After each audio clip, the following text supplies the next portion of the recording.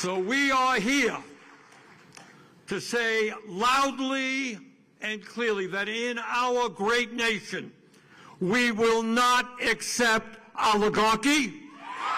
On a crisp Friday evening, Senator Bernie Sanders rolled into Kenosha, Wisconsin, with his Fighting Oligarchy tour, igniting a packed crowd with a fiery declaration. The United States is teetering on the edge of an oligarchy. The 83-year-old progressive icon, his voice gravelly yet resolute, stood before a sea of cheering supporters, urging them to reject the creeping shadows of oligarchy, authoritarianism, and kleptocracy. We will not accept authoritarianism.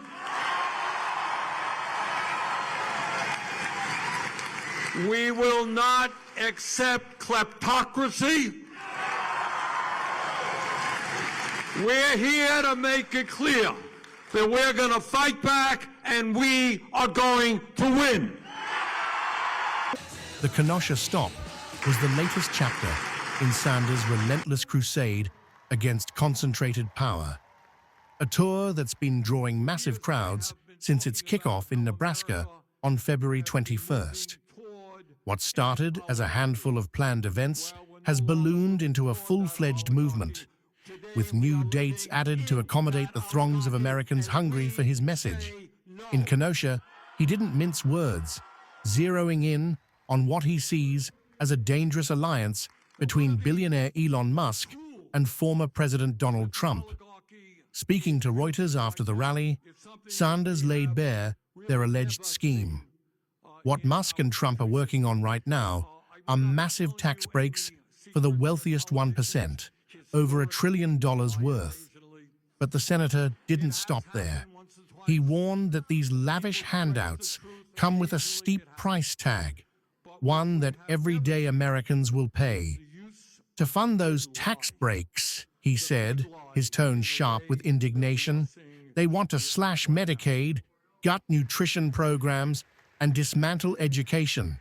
It's a robbery in broad daylight. For Sanders, this isn't just policy, it's personal.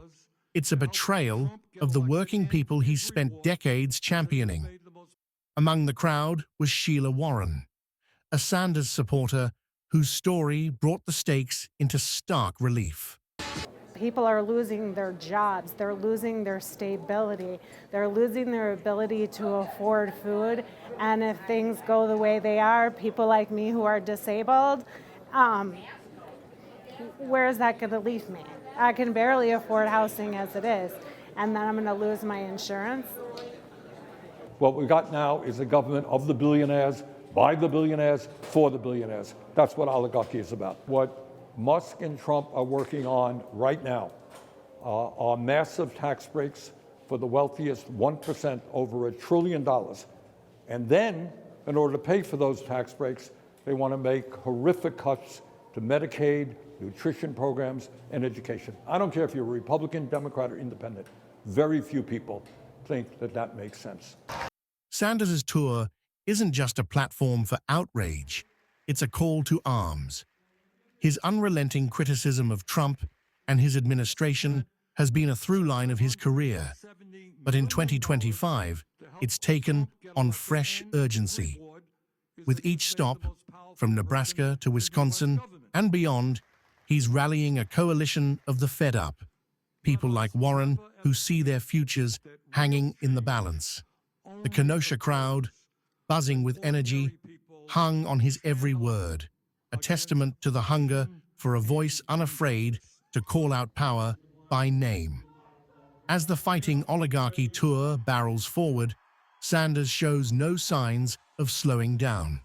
At 83, he's still the scrappy underdog, still the senator who'd rather ruffle feathers than play nice.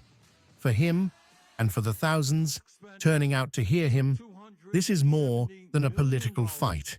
It's a battle for the soul of a nation. And if the crowds in Kenosha are any indication, it's a battle they're ready to wage.